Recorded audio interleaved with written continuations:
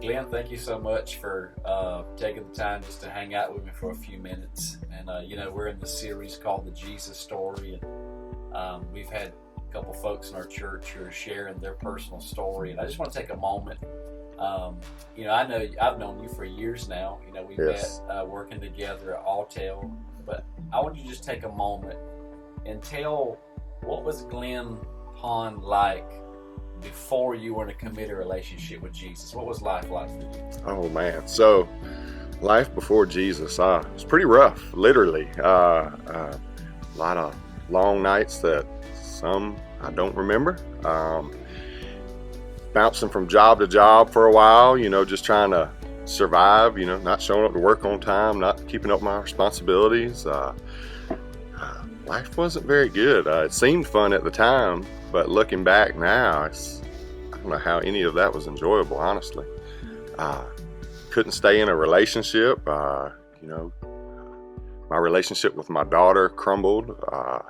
That kind of, my downward spiral continued with that, trying to mask that and cover that. But it was just wasn't enjoyable at all, honestly.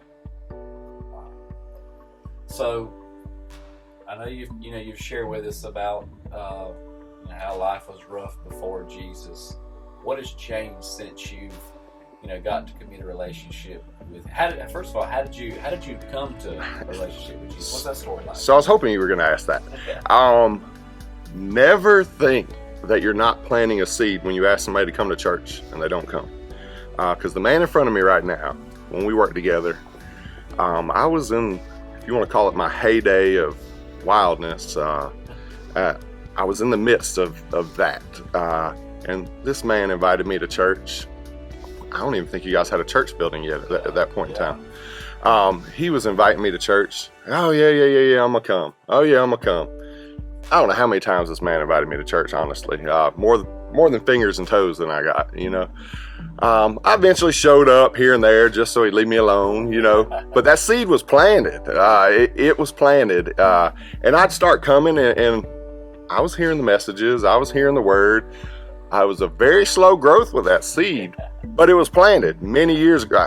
What was that, 10, 12 years ago when we first started working together?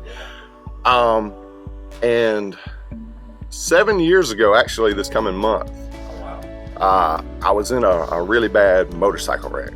I woke up in the hospital bed, my mother there, my sister there, some really close friends there. And it was a very embarrassing and humbling moment. I realized how selfish I was with a lot of the choices I was making in life. And it was a really big reality check for me. I'm sitting there watching all these people that care about me crying. They're thankful I'm just here and alive. And at that moment, that's when I made the decision that my life was going to change from that point moving forward. At that point, that's when I started taking God seriously, started coming to church a little bit more regularly. I wouldn't say all the time at that point, but I made huge progress at that point. And since then, since I've become a member of the church, I'm now married, have a beautiful wife, a beautiful family. My relationship that had crumbled and was gone for 10 years with my daughter is now restored. She's a part of our family. Her and my son have a relationship. She was just over. We were barbecuing this weekend. So life is so much better. I somehow managed to keep that job. I don't know if it was the seed you planted all them years ago. I managed to hold on to that job for 8 or 9 years. And now God has opened other doors for me. Me and my wife, we have a business of our own. And life is just so much more peaceful. I don't know if you guys saw it, but somebody actually just walked in the midst of this filming. And that guy himself, maybe one day he'll give his testimony, because we were in many of the same places and making many of the same mistakes, and his life's a lot better now as well. So don't ever think when you invite somebody to church and they don't come, don't think that seed's not planted. It took many years for my seed to sprout. But I'm very thankful for this man here in front of me, and thankful for God and his forgiveness.